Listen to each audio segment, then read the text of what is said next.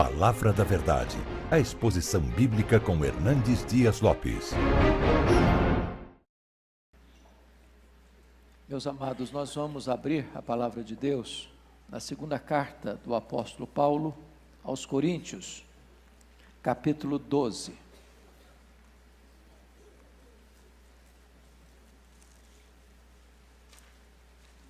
Segunda carta de Paulo aos Coríntios, capítulo 12.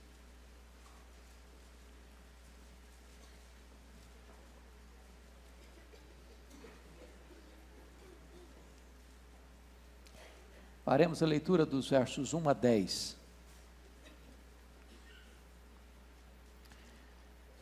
Se é necessário que me glorie, ainda que não convém, passarei as visões e revelações do Senhor. Conheço um homem em Cristo, que há 14 anos foi arrebatado até o terceiro céu, se no corpo ou fora do corpo, não sei, Deus o sabe. E sei que o tal homem, se no corpo ou fora do corpo, não sei, Deus o sabe, foi arrebatado ao paraíso, e ouviu palavras inefáveis, as quais não é lícito ao homem referir. De tal coisa me gloriarei, não porém de mim mesmo, salvo nas minhas fraquezas. Pois se eu vier a gloriar-me, não serei nécio, porque direi a verdade. Mas abstenho-me, para que ninguém se preocupe comigo mais do que em mim vê ou de mim ouve. E para que não me ensoberbecesse com a grandeza das revelações, foi-me posto um espinho na carne, mensageiro de Satanás, para me esbofetear, a fim de que não me exalte. Por causa disto, 3 vezes pedi ao Senhor que o afastasse de mim. Então ele me disse: a minha graça te basta, porque o poder se aperfeiçoa na fraqueza. De boa vontade, pois, mais me gloriarei nas fraquezas, para que sobre mim repouse o poder de Cristo. Pelo que sinto prazer nas fraquezas, nas injúrias, nas necessidades, nas perseguições, nas angústias, por amor de Cristo. Porque quando sou fraco, então é que sou forte. Amém? Hoje eu quero tratar com você de um tema muito pessoal. Penso eu que todos nós lidamos com isso, com esta pergunta, com este questionamento. E a pergunta e o questionamento é: se Deus me ama mesmo, por que eu sofro? Por que eu estou passando por essa situação? E eu quero dizer para você, inicialmente, algo que não fui eu quem concebeu e escrevi, mas concordo. A vida é a professora mais implacável, porque a vida primeiro dá a prova, depois a lição. A vida é a professora mais implacável, porque primeiro a vida dá a prova, depois ela dá a lição. Foi o pensador irlandês C.S. Lewis que disse que Deus sussurra nos nossos prazeres, mas Deus grita nas nossas dores. Esse texto que nós acabamos de ler tem como contexto a questão dos falsos apóstolos que estavam tendo muita acolhida em Corinto, sendo muito aplaudidos em Corinto e recebendo muita aceitação na igreja de Corinto, e questionando o apostolado de Paulo, dizendo que Paulo não era um verdadeiro apóstolo, que Paulo não tinha as experiências místicas e arrebatadoras que eles tinham. A contragosto, Paulo então começa a mostrar suas credenciais. Não era o feitio de Paulo falar dele mesmo, contar suas experiências, falar das coisas grandes que ele tinha experimentado na vida, mas ele começa a contar que um homem, e ele nem diz que é ele, mas o contexto é claro que é ele mesmo, teve uma revelação, e foi arrebatado ao terceiro céu. Chega a dizer, no corpo, fora do corpo, eu não sei, Deus sabe. E esse homem que ele mesmo, teve visões tão lindas, e ouviu coisas tão esplêndidas, e tão maravilhosas, que é ilícito ao homem referir. E ele poderia, por causa desta experiência incomum, singular, bater no peito e dizer, olha para mim aqui, ó que homem batuta que eu sou, olha que crentão que eu sou, olha que homem magnífico que eu sou, ninguém teve experiências como eu. E ele toma ciência de uma coisa, se ele tem que se gloriar, não é nele mesmo. Ele não quer que ninguém fique olhando para ele e achando, não, esse é o cara, não, olha que ícone, olha que pessoa, olha, não, ele não quer que os olhos se voltem para ele. Então, ele começa a descrever que ao lado dessas experiências de êxtase, de arrebatamento, de glórias indescritíveis, Deus resolve temperar isso com sofrimento. Com sofrimento. E talvez nenhum homem na história do cristianismo tenha sofrido de maneira tão pontual, tão constante como este homem. Logo que ele retorna da primeira viagem missionária, na região da Galácia, e escreve a sua primeira carta aos Gálatas, ele diz, eu trago no corpo as marcas de Cristo, já tinha sido apedrejado. Quando você vai fazer um relance da biografia deste homem, você fica pasmo, como ele foi perseguido logo no começo da sua caminhada cristã em Damasco. Quando ele vai para a igreja de Jerusalém, em vez daqueles irmãos o acolherem, bater a porta da igreja na cara dele, não acreditaram na conversão dele. Quando ele queria ser pastor em Jerusalém, os irmãos disseram, não, aqui você não vai ser pastor nosso não, eles estão querendo matar você aqui, vai embora. E com relutância ele teve que sair e voltar para a cidade dele, ficar lá 10 anos no esquecimento.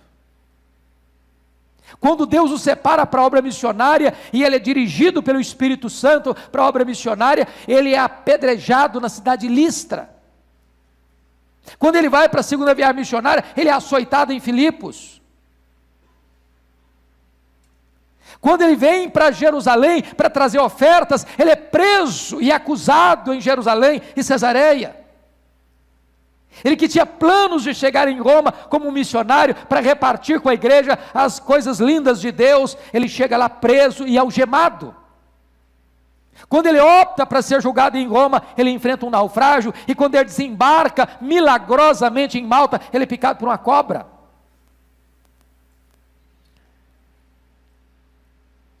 Esse homem, entretanto, experimenta alegria no sofrimento. Ele diz, em nada considero a vida preciosa para mim mesmo. Desde que eu complete a minha carreira, não importa o que aconteça comigo. Que eu prego o evangelho, não importa comigo. Aliás, se eu morrer também, não tem problema, porque para mim o viver é Cristo e o morrer é lucro. Quando ele vai fazer uma avaliação das coisas, ele diz o seguinte, lá em 2 Coríntios 4, 16, 18, as coisas espirituais estão acima das materiais, o futuro é melhor do que o presente, e o eterno é mais importante do que o temporal. No texto lido, ele vai fazer uma análise do sofrimento que o atormentou. Quando ele diz que para que não me ensoberbecesse com as grandezas das revelações, foi-me posto um espinho na carne, mensageiro de Satanás, para me esbofetear. E aí eu chamo a sua atenção, porque há um contraste gritante aqui. Qual o contraste? Ele vai do paraíso à dor, da glória ao sofrimento, da bênção de Deus no céu para a bofetada de Satanás na terra. Então, dito isso, irmãos, eu gostaria de partilhar com vocês alguns princípios que Paulo nos ajudará então a lidar com essa questão do sofrimento. Você é um homem de Deus, você é uma mulher de Deus, você é um jovem crente, você é um empresário crente, você é um trabalhador crente, um empregado crente, você é um homem piedoso, mas você está passando luta na sua casa, na sua vida, na sua saúde, você está enfrentando crises diversas ordens, e talvez você esteja com o coração aflito, perturbado, com perguntas, com muitos questionamentos, e esse texto vai nos ajudar a entender algumas coisas. Primeira lição: Deus não desperdiça sofrimento na vida de seus filhos. Essa é uma frase dos puritanos. Deus não desperdiça sofrimento na vida de seus filhos. Se você entende que Deus é soberano, e Ele é, se você entende que não existe acaso, e não existe, se você entende que tudo que acontece debaixo da permissão ou da direção divina, então, se você está sofrendo, o seu sofrimento não está fora do controle de Deus, do conhecimento de Deus, da permissão de Deus, do propósito de Deus. E ele deixa isso claro no verso 7, para que não me ensoberbecesse com a grandeza das revelações, foi-me posto um espinho na carne. É bem verdade que às vezes eu não sei esse propósito, como Jó não ficou sabendo.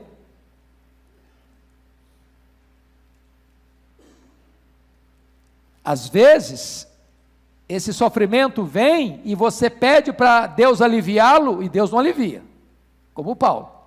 Orei 3 vezes para ser curado, o Senhor resolveu não me curar.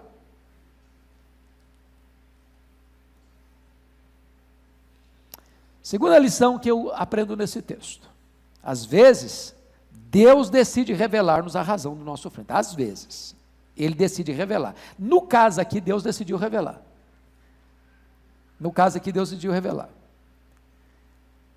Olha comigo o versículo 7 de novo. E para que não me ensoberbecesse com a grandeza das revelações, foi-me posto um espinho na carne, mensageiro de Satanás, para me esbofetear, a fim de que não me exalte.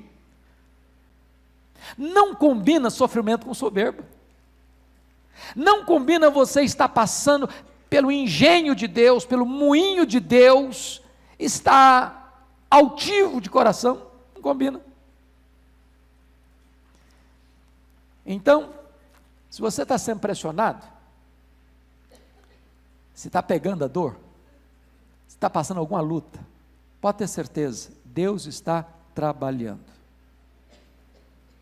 Mas não é para destruir você, é para manter você humilde, quebrantado, é para que a sua crista não cresça, para que o seu papo não seja grande, para que você não seja soberbo. Esse é o propósito. Terceira lição: Deus não nos censura por pedirmos livramento do sofrimento. Olha comigo o versículo 8 e 9. Por causa disso, 3 vezes pedi ao Senhor que o afastasse de mim. Mas Ele me disse: a minha graça te basta, porque o poder se aperfeiçoa na fraqueza. Algumas pessoas acham que ser espiritual é ser estoico. O que é o estoico? O estoico é aquele que recebe o sofrimento e o suporta com os dentes trincados. O estoico é aquele que acha que o papel dele é ficar debaixo de um rolo compressor, de um destino cego, e não poder reclamar, é aguentar calado. Não, o cristão não é um estoico. Os salmos, temos aprendido aqui com o pastor Erival tantas vezes, são salmos às vezes mais de lamentos do que de louvor, onde o servo de Deus diz: meu Deus, está doendo, até quando, Senhor? Por que eu estou passando por isso? E diz a Bíblia que Paulo ora a Deus, não só uma, mas duas, mas 3 vezes, e Deus não atende o pedido dele. Deus não ouve positivamente a oração como ele queria que fosse ouvida. Então, assim como Deus não censurou Jó por perguntar 16 vezes por quê, assim como Deus não censurou Paulo por ter orado 3 vezes, assim como o próprio Filho de Deus no Getsemane pediu remoção da sua dor. Eu gostaria de dizer para você, que talvez está passando por alguma luta, noite sem dormir, coração apertado, talvez aqui hoje desempregado, talvez doente, talvez com algum familiar seu num CTI, à beira da morte, talvez lidando com a doença crônica na família, ou com um problema na família que você não vê saída. Eu quero dizer para você que Deus não censura você quando você diz: está doendo, Senhor, meu Deus, por que isso? Meu Deus, me dá uma explicação. Deus não nos censura quando nós pedimos livramento do sofrimento. 4ª lição: o sofrimento pode ser uma dádiva de Deus a nós e não contra nós. Não é fácil escutar isso não, sabe? Isso está na contramão da teologia aí, da confissão positiva, está na contramão da teologia chamada também da prosperidade, que diz que se você é crente, você não vai ter lutas, se você é crente, você não vai ficar nunca desempregado, se você é crente, você nunca vai ficar doente, se você é crente, vai dar tudo certo para você, se você é crente, você vai viver num mar de rosas, se você é crente, então você vai estar blindado. Prestem bem atenção. Deixa eu lhes fazer uma pergunta preliminar para explicar melhor aqui. Espinho na carne de Paulo procedeu de Deus ou de Satanás?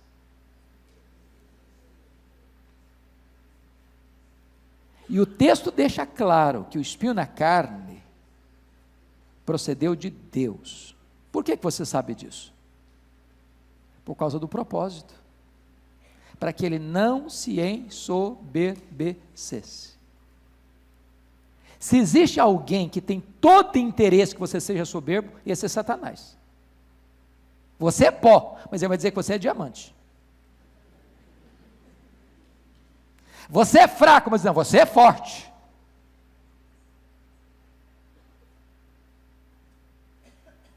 Mas Deus tem todo interesse que você seja humilde.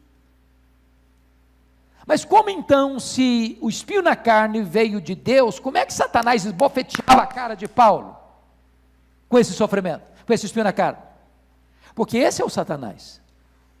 Quando Deus permite uma providência carrancuda na sua vida, e o sofrimento, e a enfermidade, a dor, e o desemprego, e a crise familiar, é uma providência carrancuda, então o diabo vem e bate na sua cara: está vendo aí, ó? Vê se Deus te ama mesmo. Cadê esse Deus? Onde está o seu Deus? O teu Deus onde está? Eu há muitos anos, lá em 94, pregando no Supremo Concílio em Governador Valadares, eu caminhava pela rua e vi uma pichação no muro. Cadê o prefeito?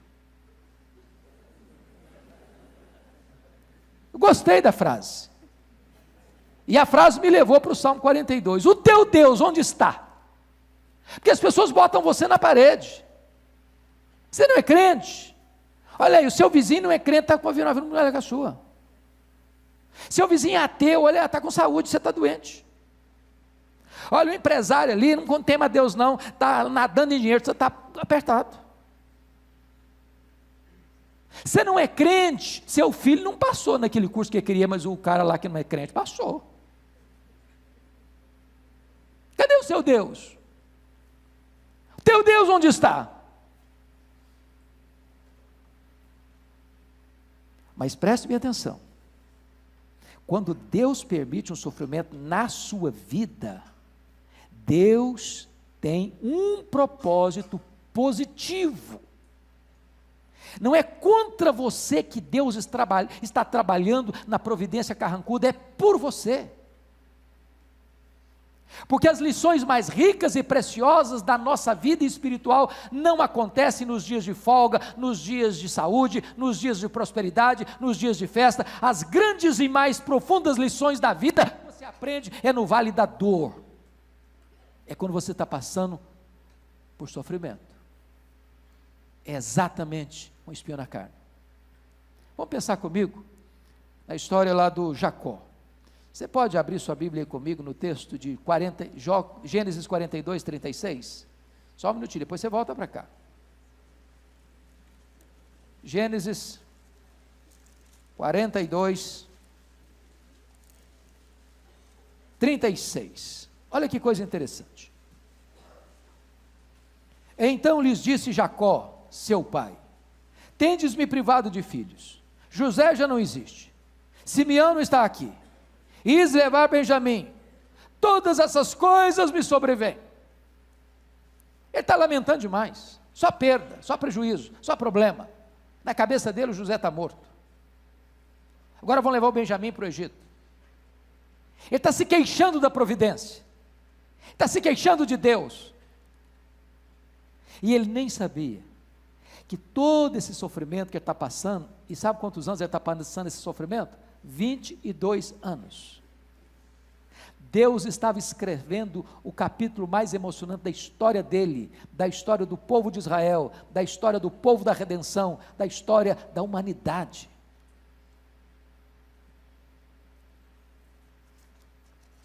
Deixa eu dizer para você, meu amado, Paulo vai entender que esse espinho na carne era uma dádiva, porque através desse incômodo, Deus o protegeu daquilo que ele mais temia, era ser desqualificado para o ministério. Esse é um homem soberbo, Deus o preservou, um homem humilde. Quinta lição: Satanás pode até nos tocar com a permissão divina, mas jamais frustrar os propósitos de Deus na nossa vida. Amado irmão, isso é muito consolador, porque a gente vive também numa cultura evangélica brasileira, onde as pessoas pensam que o diabo tem todo o poder, que o diabo vai pegar e arrebentar com você, que o diabo vai destruir você, vai acabar com você, e tem muita gente com medo do diabo, apavorado com o diabo. E tem duas maneiras muito perigosas de se lidar com isso. A primeira delas é dizer que o diabo não existe. A segunda delas é achar que o diabo é mais importante do que é. Preste bem atenção, ainda que o diabo esbofeteie a sua cara, ele só pode fazer uma coisa dentro do projeto de Deus, é que ele contribua para que o plano perfeito, eterno, vitorioso de Deus se consume na sua vida. Louvado seja Deus! O plano de Deus na sua vida não pode ser frustrado. Então, quando o crente está sofrendo, ele não deve se desesperar, ele não deve se descabelar, ele não deve se render ao pessimismo, ou à incredulidade, ou ao desespero. Saiba disso, se você está com espinho na carne, se você está com luta, se você está com prova, Deus está no controle, Deus está trabalhando, e trabalhando não contra você, mas trabalhando por você.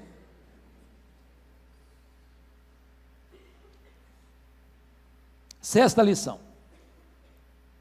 Deus nos assiste e nos conforta em nosso sofrimento. Olha comigo, versículo 9, por favor, 2 Coríntios 12, 9. Paulo diz assim: então ele me disse, a minha graça te basta, porque o poder se aperfeiçoa na fraqueza.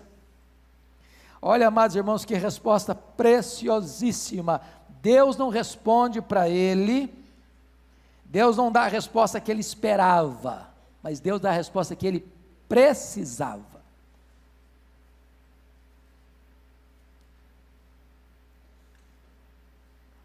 Às vezes a gente vai querer tirar, Deus diz, tira o espinho, senhor, está doendo.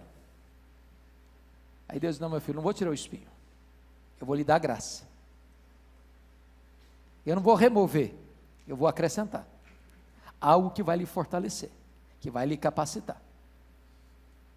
Sabe por quê, meus irmãos? Um homem quebrantado, uma mulher quebrantada, é muito mais poderosamente usado nas mãos de Deus. Leia a história, estude a Bíblia, e você vai ver algo sublime, algo sublime. É que sempre que Deus usa uma pessoa, via de regra, essa pessoa não vive numa redoma de vidro, nem num parque de diversões, nem num jardim grinaldado de flores, nem em berço de ouro.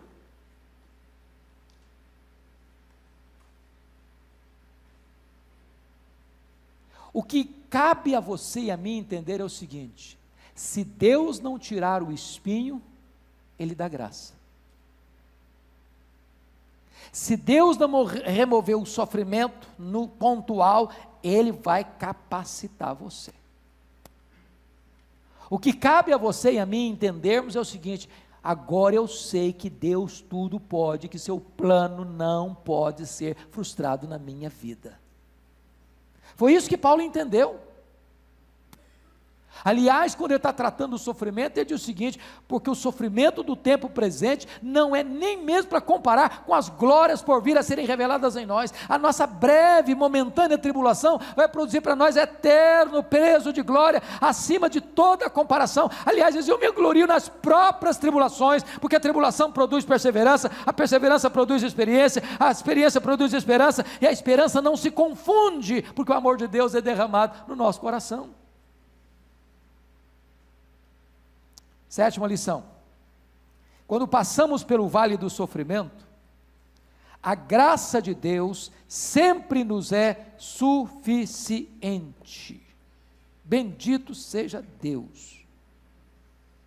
A minha graça te basta. E sabe o que é a graça? É aquilo que é melhor que a vida. Você pode viver com muito dinheiro, mas sem graça não tem prazer. Você pode ter saúde, sem graça não dá.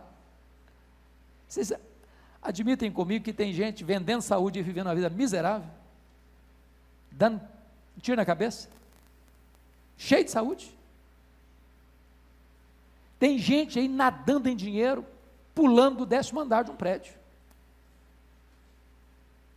Tem gente aí com todos os títulos acadêmicos que você poderia cobiçar na vida, que está vivendo uma vida desgraçadamente prisioneira nas drogas.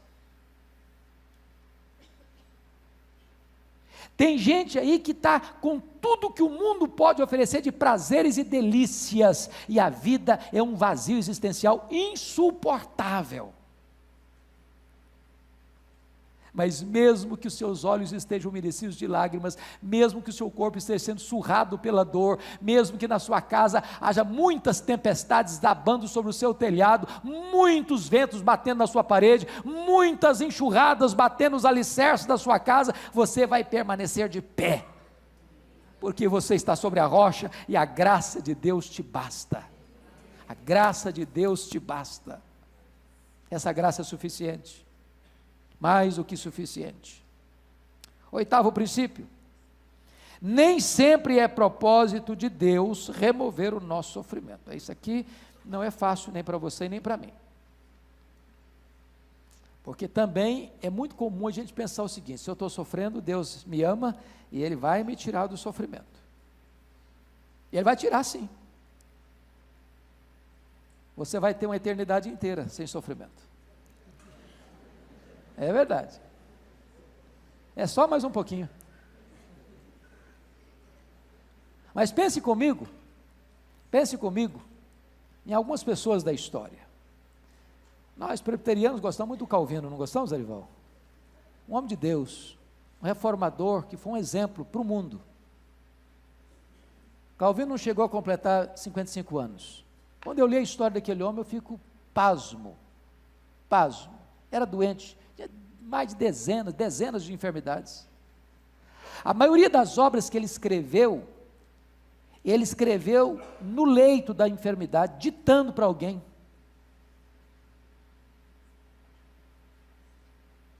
Um homem que influenciou a história, fuzilado por todo tipo de enfermidade. Eu fico olhando a história de um moço, igual David Brainerd, considerado um dos maiores missionários da história da igreja, o homem mais piedoso, segundo John Wesley, que ele já conheceu. Seu futuro sogro, porque não chegou a casar, Jonathan Edwards, escreveu o seu diário, anotou, pegou as anotações que ele fazia e publicou o livro. E perguntaram para Wesley, qual é a obra mais importante depois da Bíblia para que alguém conheça a Deus? Ele disse: leia o diário de David Brainerd. Esse moço morreu com 29 anos, de tuberculose, tossindo sangue no meio das selvas. Pensa comigo em John Bunyan, 14 anos atrás de grades, de prisões terríveis, imundas. Pense comigo em Fanny Crosby, passou a vida inteira na cegueira, 92 anos cega. Pense comigo em Dietrich Bonhoeffer, enforcado no dia 9 de abril de 1945, pelo nazismo alemão. Servo de Deus. E nós poderíamos citar centenas de pessoas. Infelizes? Coitadas? Miseravelmente coitadas? Não. Absolutamente não. Bem-aventuradas. Bem-aventuradas. A avaliação do céu não é a mesma avaliação da terra. Essas pessoas são aquelas que, ao partirem daqui, escutam Jesus dizendo: vinde benditos de meu Pai, entrai na posse do reino, que vos está preparado desde a fundação do mundo. Aqui não tem mais lágrima, aqui não tem mais luto, aqui não tem mais dor, aqui não tem mais tristeza, aqui não tem mais doença, aqui não tem mais enfermidade, aqui não tem mais cortejo fúnebre, aqui não tem mais despedida, aqui não tem mais pecado, aqui você vai desfrutar de um gozo eterno, de uma alegria eterna, de uma paz eterna, de uma perfeição eterna. Aqui você vai desfrutar de toda a herança que você recebeu pela graça de Deus. Amados irmãos, a nossa vida não constitui apenas o pequeno lustro da caminhada do berço à sepultura. Nós somos chamados para uma herança eterna. Nona lição: a nossa felicidade não depende das circunstâncias, depende de Cristo. Olha o versículo 10 comigo. Pelo que sinto prazer nas fraquezas, nas injúrias, nas necessidades, nas perseguições, nas angústias, por amor de Cristo. Amados irmãos, qualquer pessoa que lê um texto desse, não sendo um crente, fala: esse cara é doido. Ou no mínimo é um masoquista. Porque preste atenção, prazer é deleite. Prazer nas fraquezas, prazer nas injúrias, prazer nas necessidades, prazer nas perseguições, prazer nas angústias. Mas ele não está falando retoricamente, não. Porque a gente pode falar isso bonito, assim, de retórica. Na hora que a coisa pegar, a gente chora, a gente grita. Só dá uma olhadinha comigo, só assim, nem uma página aí para você virar. É só na mesma página aí. Capítulo 11. Verso 24 até o verso 28, a igreja pode ler comigo assim, uma voz só, bem bonito, bem claro, bem forte. Capítulo 11, 24 a 28, vamos juntos? O que João passou? Vamos lá? 5 vezes recebi dos judeus uma quarentena de açoites, menos para um pouquinho só. Quantos açoites que recebeu mesmo? Soma tudo aí. Quanto deu? Quem é bom de matemática? 195 açoites. Se esse cara passou 195, não era açoitinho assim, mole não. Pensa num cara cheio de cicatrizes. Vamos prosseguir a leitura. Verso 25. Fui 3 vezes fustigados com varas, uma vez apedrejado, em naufrágio 3 vezes, uma noite e um dia passei na voragem do mar, em jornadas muitas vezes, em perigos de rios, em perigos de salteadores, em perigos entre patrícios, em perigos entre gentios, em perigos na cidade, em perigos no deserto, em perigos no mar, em perigos em fatos aos irmãos, em trabalhos e fadigas, em vigílias muitas vezes, em fome e sede, em jejuns muitas vezes, em frio e nudez, além das coisas exteriores, o que pesa sobre mim diariamente É a preocupação com todas as igrejas. Eu gosto muito dos louros de Paulo, mas das cicatrizes não. Paulo não é Paulo sem essas cicatrizes. Você ainda está achando que é demais em você?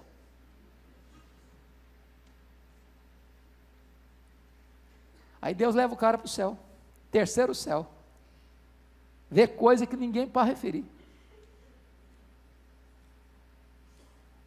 Aí quando ele desce de lá, agora botou um espinho na sua carne, para você não ficar soberbo. Mas não fique desanimado não, que eu vou te dar graça, e pode ter certeza, a minha graça te basta.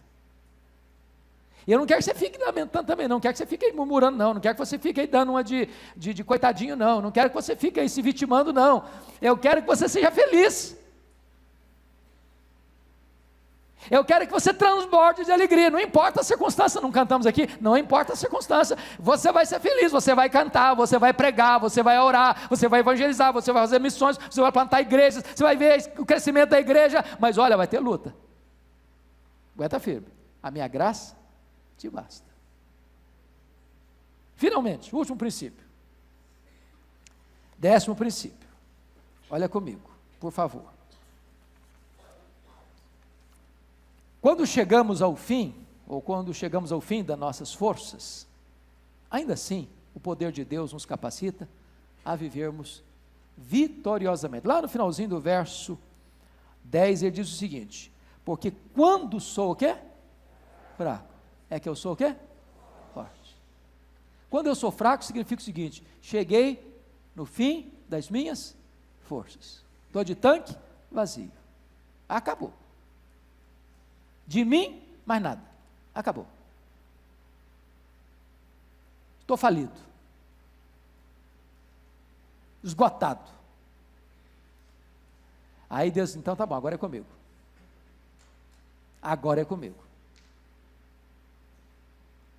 Porque enquanto você tem reserva, enquanto você confia na carne, enquanto você confia no seu conhecimento, enquanto você confia na sua saúde, enquanto você confia na sua inteligência, enquanto você confia na sua estratégia, enquanto você confia em você mesmo, você é forte.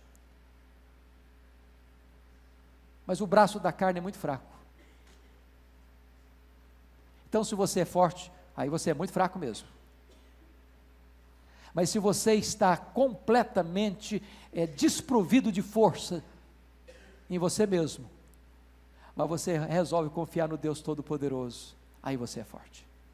Que quando você é fraco, aí você é forte. Quando você chega no final da linha, Deus diz: agora é comigo, agora eu vou agir de uma forma poderosa e extraordinária. Na verdade, Paulo tinha pedido para Deus substituição. Remove o espinho, Senhor. E Deus diz: não vou dar substituição, eu vou dar transformação. O meu poder se aperfeiçoa na fraqueza. Nós não vivemos de explicações, irmãos. Nós vivemos de promessas. Vivemos de promessas. A minha graça te basta.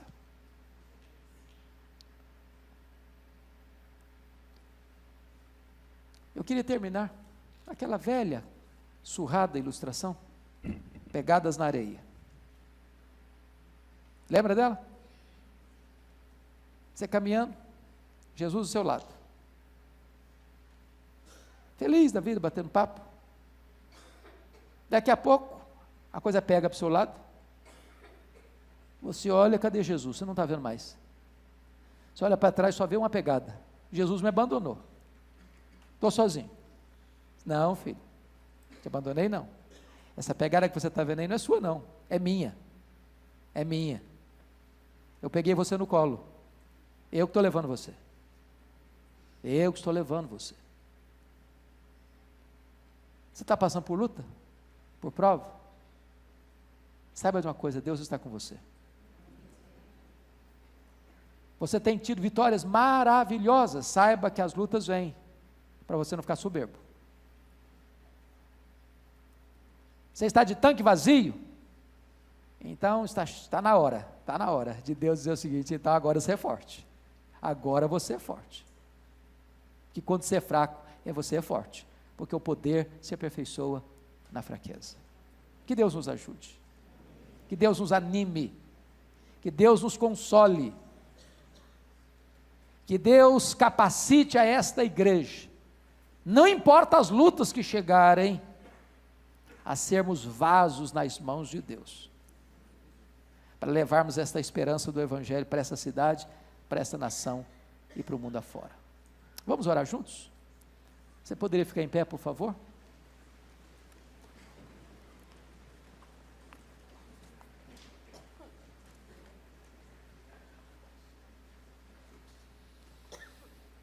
Tem alguém passando por luta aqui? Quem está passando por alguma luta aqui? Tem? Tem gente passando? Tem gente precisando da graça aqui hoje? Tem?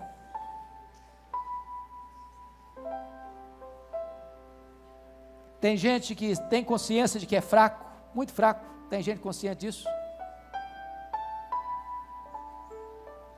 Tem gente aqui hoje querendo a graça de Deus para dizer o seguinte: ó Senhor, eu estou fraco, mas se Tu me fortaleceres na minha fraqueza, eu receberei poder. Quem quer isso hoje? Aleluia, louvado seja o Senhor. Deus, aqui está a Tua igreja, Teu povo, a quem Tu amas. E aqui está um povo, Deus, que passa por lutas, passa por vales, um povo que tem chorado, até gemido, a dor da enfermidade, a dor dos dramas da família, a dor das incompreensões, até das perseguições. Mas nós estamos aqui, Deus, para dizer que o nosso tanque está vazio, que nós não temos forças em nós mesmos, porque Tu conheces a nossa estrutura, Tu sabes que somos pó, mas estamos aqui aos Teus pés, desejosos de sermos revestidos com o Teu poder. Senhor, a Tua graça é melhor do que a vida. Pode nos faltar qualquer outra coisa, não nos falte a Tua graça, Senhor. Não nos falte a Tua graça. Porque se a Tua graça estiver conosco, então o poder se aperfeiçoará na fraqueza. Então nós vamos indo de força em força. Então sentiremos a Tua mão nos pegando e nos conduzindo com o Teu conselho e depois nos recebendo na glória. Então nós saberemos que bondade e misericórdia nos seguirão todos os dias da nossa vida. E então saberemos que quando a jornada terminar, nós habitaremos para sempre contigo na casa do Pai. Muito obrigado por esta noite, louvado seja o Teu nome. Abençoa o Teu povo, em nome de Jesus, amém. Palavra da Verdade, a exposição bíblica com Hernandes Dias Lopes.